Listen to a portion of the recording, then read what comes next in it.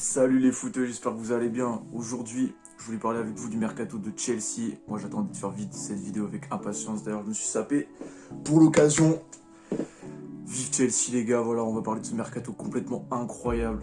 Voilà, moi, je suis trop refait de ces arrivées. On va décrypter les arrivées une à une, déjà, et les départs aussi. Puis voilà, quel avenir cette équipe a devant elle. Quelle place en première ligue elle peut viser. Quelle place en Ligue des Champions elle peut viser. Puis voilà, et c'est parti. Alors déjà, pour resituer les choses dans leur contexte, il faut savoir que Chelsea ils étaient privés de recrutement l'année dernière. Donc pendant 2 mercatos et pas 2 ans, contrairement à ce que plein de journalistes ont dit. Non, c'était 2 mercatos. Donc le mercato estival 2019 et le mercato hivernal 2020. Donc le mercato estival 2019, on a enregistré du coup aucune arrivée à part l'arrivée de Mateo Kovacic. On avait le droit de le recruter parce qu'il était prêté au club la saison d'avant. Puis du coup, on avait une option d'achat et on l'a levé de 45 millions, je crois. Et d'ailleurs, Kovacic a été le joueur de la saison cette année. Très bon joueur. Et au mercato hivernal, on avait fait appel. Et du coup, on avait le droit de recruter au mercato hivernal, donc le dernier là. Mais on avait recruté personne. Et moi, j'étais dégoûté parce que voilà, je voulais je voulais que l'équipe se renforce. Mais bon, au final, c'était pas plus mal. Vu le mercato qu'on est en train de faire, je suis plutôt content. Et voilà, du coup, la première arrivée, Hakim Ziyech. Alors, il faut savoir que l'accord a été conclu dès le mois de février, donc ça c'était lourd. On avait déjà un putain de joueur dès le mois de février conclu pour 40 millions seulement, les gars. 40 millions. Ce mec-là, franchement, il serait brésilien. Il vaudrait 80 millions et c'est la vérité. Le mec, c'est parce qu'il est marocain qu'il a ce prix-là. Et là, on en profite, hein, malheureusement. 40 millions pour un joueur comme lui, il est tellement sous-coté ce gars-là. En tout cas, au niveau financier. Avec tout ce qu'il va nous apporter, sa qualité de passe, sa qualité de frappe, sa technique incroyable. Surtout sa qualité de passe, moi qui me marque chez lui, et sa technique. Et puis, c'est vraiment bien qu'on l'ait recruté, surtout qu'il nous a fait très mal en phase de groupe de Ligue des Champions quand il jouait avec l'Ajax. Là. Je crois le match, je crois que c'était au Bridge, le fameux 4-4 là où Kepa avait été nul d'ailleurs, bon, comme une bonne partie de la saison. Et où c'était, Ziyech avait été vraiment le maître à jouer de cette équipe, c'était incroyable à le voir jouer. Donc voilà, ça a été notre première signature et déjà là on a envoyé un message à l'Europe en mode bon les gars, voilà Chelsea est de retour sur le mercato, là on commence très fort avec Ziyech, mais c'était pas fini du tout, c'était que le début, puisque je crois que c'était pendant le confinement, on a officialisé l'arrivée de Werner et là j'étais refait putain, parce que ce mec là, déjà il nous fallait un attaquant axial, un vrai attaquant genre qui marque vraiment beaucoup, voilà, qui pèse beaucoup dans l'équipe. On a vu Tammy Abraham, donc au début de saison, qui avait été très bon, qui avait marqué 15 buts en première ligue, je crois, ouais, c'est ça. Mais la deuxième partie de saison, il était plus là. Genre, il a fait une première partie de saison, il était on fire, et la deuxième partie de saison, il était plus là. Et c'est Giroud qui a pris la place, qui a été bon. Après, voilà, c'est pas une solution d'avenir d'avoir Olivier Giroud en pointe de l'attaque, même si c'est un très bon attaquant dans son style à lui. Et voilà, de recruter Timo Werner pour 53 millions d'euros, sachant la saison de fou qu'il a fait, il a marqué 28 buts en championnat. Enfin voilà, ça a été l'arme offensive principale de Leipzig. Il était sur les tablettes du Bayern, de Liverpool et tout ça. Puis au final, c'est Chelsea qui l'a eu pour 53 millions d'euros seulement. Et ça, c'est une super affaire, enfin encore une super affaire de Chelsea. En plus, c'est un profil qui nous manque, parce que c'est un attaquant axial très rapide, et c'est vraiment ce qui nous manque à Chelsea. Je veux dire, Giroud, il n'est pas connu pour sa rapidité, ça c'est clair, même s'il a d'autres talents. Abraham non plus. Voilà, là on a un joueur qui peut aller très vite. Genre ça va être un peu... c'est un peu bizarre de faire cette comparaison là, mais ça va être un peu notre Pulisic de l'axe, quoi, notre Pulisic de l'attaque. Et voilà, il est technique, il est rapide, il peut marquer dans toutes les positions, de la tête, pied droit, pied gauche, enfin voilà, c'est une super recrue. Alors là, la complémentarité Ziyech-Werner va être incroyable, sans oublier les joueurs qui sont déjà là avec Pulisic, Mount, Kovacic et tout ça, quoi. Ça va être super. Troisième recrue du club, mais celle-là on n'en parle pas, genre on en parle très peu. C'est la recrue du défenseur du Barça, Xavier Mbouyamba, jeune de 19 ans je crois, qui est pressenti comme étant le futur Van Dijk. Bon après voilà, faut être prudent avec ce genre de comparaison, mais enfin, c'est dire comment il a du potentiel, quoi. Puis on l'a signé libre. Alors le mec il a été formé dans un club hollandais de base, il a rejoint la Masia il y a 2 ans, alors que Chelsea le voulait justement. Et au final, bah voilà, il était en fin de contrat, le Barça l'a pas prolongé, encore un mauvais choix de leur part, et du coup c'est Chelsea qui a profité de cette belle affaire de signer donc Xavier Mbouyamba libre. Donc je rappelle, c'est un jeune défenseur central qui est comparé comme le nouveau Van Dijk. Bon, là il va évoluer dans les équipes de jeunes je pense, mais bon j'attends de voir quand même parce que voilà, il aura peut-être un peu de... Peut-être qu'on le verra, peut-être pas l'année prochaine mais l'année d'après. À voir, il va peut-être faire du bien à Chelsea, puis à la limite, même si c'est pas même s'il s'impose pas à Chelsea, on pourra toujours le revendre, je sais pas, 10 millions d'euros, un truc comme ça. Donc voilà, on fera toujours une plus-value, donc ça c'est cool. Après, il y a eu la recrue, c'était mercredi dernier, il y a eu la recrue de Ben Chilwell pour 50 millions d'euros, et là j'étais trop hypé, parce que Dieu sait que notre défense gauche, elle est très perfectible à Chelsea, entre Marcos Alonso, qui est bon offensivement mais qui est nul défensivement et que moi j'aime pas du tout perso, j'ai qu'une envie, c'est qu'il dégage, et ça va peut-être le faire du coup comme Chilwell est arrivé. Et puis Emerson qui voilà, moi je l'aime bien ce joueur là, il fait une bonne doublure, moi ça me dérangerait pas qu'il reste. Après il a pas le niveau pour être titulaire à Chelsea, ça c'est indéniable. Et voilà, le fait de recruter un joueur que Lampard voulait absolument, en plus Ben Chilwell, il a 23 ans, on l'a recruté pour 50 ou 55 millions d'euros, un truc comme ça, alors que de base Leicester en réclamait soi-disant 90, donc voulait faire un nouveau coup à la Maguire un peu. Donc, moi au début j'étais pas hypé par ce genre, enfin je veux dire, payer 90 millions pour lui ça me paraissait beaucoup trop cher.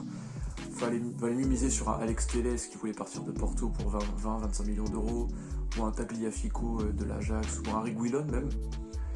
Mais au final, Chilwell pour 50 millions d'euros, ça me paraît un très bon coup encore une fois, parce que voilà, il a du potentiel, il est encore jeune, il était titulaire indiscutable à Leicester, c'est même le titulaire indiscutable de l'Angleterre, parce que bon voilà, en même temps il n'y a pas trop de concurrence à ce poste-là en Angleterre, contrairement aux arrière droits, mais voilà, ça fait une super recrue pour Chelsea. On va avoir enfin un arrière gauche qui est assez polyvalent dans le sens où il est bon défensivement, il fait des très bons retours, des très bons tacles importants, il est bon offensivement, ça lui arrive de marquer des buts comme sa grosse frappe contre Norwich, je crois qu'il avait marqué une grosse frappe de dingue, puis ses passes décisives, enfin voilà, il a tout pour être titulaire à Chelsea, pour être un joueur important de l'ère Lampard, et moi je suis trop content qu'il ait signé personnellement. En plus, on était tous en train de dire ouais voilà, Chelsea ils font que de renforcer l'offensive, alors qu'on sait que c'est la défense le problème. Et bah voilà, Chilwell a été recruté, et ce n'était pas tout, puisque le jour juste après, donc le lendemain, c'était jeudi dernier, Malang Sarr a signé libre, donc en provenance de l'OGC Nice. Ouais c'est ça, bah il venait de quitter l'OGC Nice quoi. Bah, Malang Sarr, moi je trouve que c'est un super coup encore une fois, parce que même si voilà, il sera pas titulaire cette saison, il jouera même pas à Chelsea cette saison, c'est Marina Granovskaya a dit qu'il serait prêté. Mais quand même, on a un joueur déjà qu'on signe libre, il a que 22 ans je crois, 21 ou 22 ans, en tout cas il est super jeune. Il était bon à Nice, il a une certaine expérience de la Ligue 1, bon, qui est loin d'être le meilleur championnat c'est clair, mais au moins il a une certaine expérience du haut niveau, puis il a un potentiel. Pour moi c'est un nouveau Kurtzuma un peu. Genre même si ça se trouve il a pas le niveau pour s'imposer à Chelsea, bah on pourra toujours le revendre au moins 10 ou 15 millions, donc voilà, on est gagnant dans tous les cas, on est gagnant à coup sûr, donc ça c'est cool.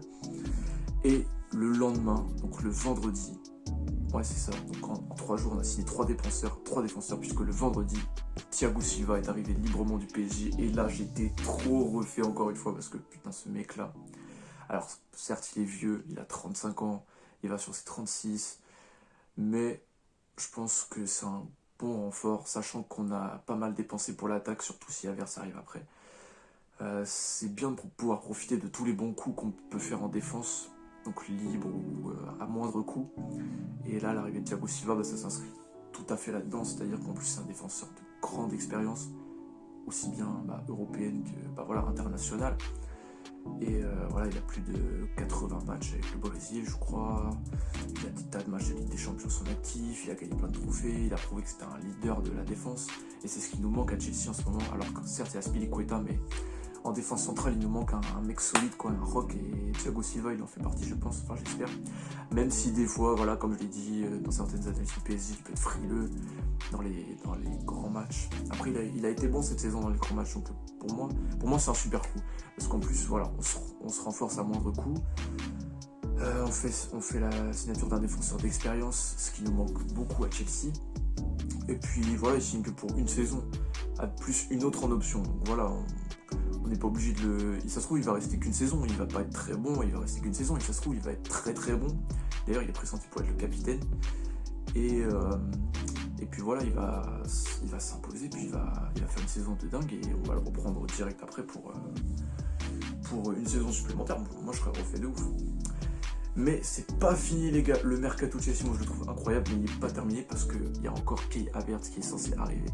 Et ça, ce serait complètement fou parce que... Alors moi au début, j'étais pas trop pour son arrivée parce que je voyais le prix qu'il coûterait et tout. Puis je me dis, bon voilà, autant utiliser cet argent pour renforcer la défense, pour prendre un autre gardien. Surtout qu'on a Mason Mount à ce même poste qui a explosé. Donc il faudrait pas que Havertz arrive et entrave sa progression. Mais en fait j'ai qu'une envie, c'est qu'ici, viens Havertz, viens à Chelsea, mec. Parce que, enfin voilà, là je suis trop hypé, j'ai trop envie qu'il vienne. J'ai regardé plein de vidéos de lui. Vous voyez les buts qu'il met, la technique qu'il a, au niveau des passes décisives, voilà, les dribbles, ouais, la qualité de passe, comme je l'ai dit, la qualité de finition, enfin, la vision du jeu surtout. À ce niveau-là, il pourrait vraiment apporter un plus, en plus de Ziyech au niveau de la vision de jeu. Enfin, ouais, signe direct, mon gars, signe, viens à Chelsea. Là, je suis prudent parce qu'il n'est pas encore arrivé. Et voilà, tout le monde dit, voilà, c'est fait, c'est officiel. Mais faut être prudent avec ce genre de truc parce que, voilà, il y a déjà eu des gros retournements de situation. Alors là, normalement, on n'a pas de concurrence sur le dossier. Là, en ce moment, le Real et le Bayern se sont retirés. Puis les autres clubs, ils n'étaient pas intéressés ou alors ils le trouvaient trop cher. Donc nous, on est les seuls en mesure de le recruter cet été, mais voilà, j'attends qu'il soit officialisé pour être soulagé, mais s'il est officialisé, je serai trop refait. Il nous manquera plus qu'à nous renforcer au gardien, au poste de gardien, prendre un... J'ai vu des rumeurs concernant Edouard Mendy de Rennes. Moi, ça me ferait un petit peu chier. Je préférerais avoir Onana plutôt. Quitte à prendre un gardien pour pas trop cher, autant prendre Onana, il a beaucoup plus d'expérience. Il a été formé à la Masia, il a de l'expérience du haut niveau et de la Ligue des Champions avec l'Ajax. Donc pour moi, ce serait le numéro 1 idéal de Chelsea. En plus, il coûte pas cher. Comparé au joueur qu'il est, autant pour moi. Donc voilà, le mercato de Chelsea est incroyable. Pour moi, c'est un des meilleurs mercatos, si ce n'est le meilleur mercato de l'histoire du club. Je n'ai jamais vu d'autre, enfin, à part le mercato où Abramovich est arrivé à Chelsea. Là, c'est qui était incroyable. Mais voilà, je suis vraiment hypé. J'attends de voir ce que ça va donner, mais c'est très positif pour l'instant. Et d'ailleurs, on l'a vu avec le match amical contre Brighton, où Werner a déjà marqué, où Ziyech a délivré une ouverture de malade. Alors c'est pas lui qui a fait la passe décisive, techniquement c'est Tsunodoy, mais quand même enfin voilà, voir ces deux joueurs en action sous le maillot de Chelsea, ça fait trop plaisir. J'ai vraiment trop hâte de les voir en première ligue. Enfin voilà, ça va être incroyable. Voilà, pour moi mon 11 de l'année prochaine, si j'étais Lampard, je mettrais un 4-2-3-1, ce qui est assez logique, avec Kepa en attendant qu'un autre gardien soit recruté. Ça se trouve, celui-là n'aura pas, mais bon, on sait jamais. Chilwell à gauche évidemment, Thiago Silva et Antonio Rudiger, ou Thiago Silva et Fikayo Tomori, voire Thiago Silva et César Azpilicueta. Comme ça laisserait le couloir droit à Reece James qui était vraiment trop bon cette saison et qui va continuer à exploiter son potentiel. Donc ouais, moi je dirais Chilwell, Silva, Azpilicueta, James. Ensuite, donc le double pivot Kanté-Kovacic, ce serait le meilleur choix, je pense. Ou Jorginho Kovacic si Kanté en vient à partir. Ce qui me dérangera un petit peu, mais dans un sens, il commence à être sur le déclin peut-être. Donc cet été, c'est peut-être notre dernière chance de le vendre à au moins 60-70 millions. Même si Chelsea en demande 50, soi-disant.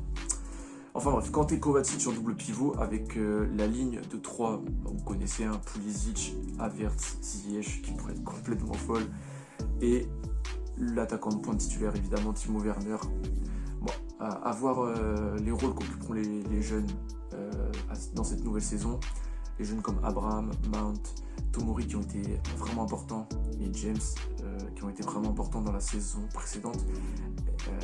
À voir si leur rôle va pas diminuer avec l'arrivée de ces recrues, ou à voir s'ils vont pouvoir continuer à exploiter leur potentiel dans une équipe qui retrouve des ambitions. En tout cas pour moi, je vais vous dire mes pronos. Enfin, pour moi, cette saison, même avec le recrutement d'Havertz et tout ça, je parie sur un top 3 en première ligue. Genre on finit sur le podium, donc Ligue des Champions pour la saison d'après. En Ligue des Champions, on atteint les quarts de finale. Je pense que ce sera déjà une bonne saison. Et on gagne une coupe nationale, que ce soit FA Cup ou League Cup. La FA Cup ce serait mieux, ou pourquoi pas les deux. Mais en tout cas, on va gagner un trophée la saison prochaine, ça c'est sûr. Mais pas encore, peut-être pas encore la Première Ligue ou la Champions League. Si c'est le cas, tant mieux. La Champions League, ça m'étonnerait. La Première Ligue, c'est déjà un peu plus possible. Mais à voir. À voir. Mais pour moi, la Première Ligue, on va la gagner. Pas cette saison-là, la saison d'après. La saison 2021-2022, là, je crois à fond à Chelsea. Pour cette saison-là, mais en tout cas, voilà, ce mercato est incroyable. Les espoirs sont grands dans mon club de cœur. J'espère voir Chelsea retrouver son lustre d'antan et on voit que c'est la volonté affichée du club avec tous ces recrutements. Donc voilà, si cette vidéo t'a plu, lâche un petit pouce bleu, comme ça je saurai que ça t'a plu. Si t'as envie d'aller plus loin et de rejoindre le gang de footeux, je t'invite à me follow aussi bien sur YouTube que sur Instagram, surtout sur Instagram parce que je fais pas mal d'interactions avec l'audience, donc ça a été des pronostics surtout pendant la période de Ligue des Champions, du Final 8, un peu de Ligue 1 et Ligue Europa aussi. Et là je vais commencer les quiz, donc j'en mettrai tous les jours, hein, c'est des quiz, j'ai pas encore trop structuré le truc, mais ça va être des quiz, ça peut être des quiz sur les grands joueurs, ça peut être des quiz sur les grands clubs, sur les grandes sélections nationales, sur les grandes compétitions, sur l'histoire du foot. Enfin, le foot c'est un sujet tellement large et ça me passionne tellement que voilà, je peux trouver des idées tous les jours, ça peut aller très vite. En tout cas voilà, n'hésite pas à me follow sur Insta, puis prends soin de toi.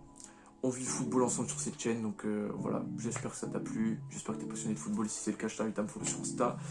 En attendant, prends soin de toi et puis à la prochaine. Salut!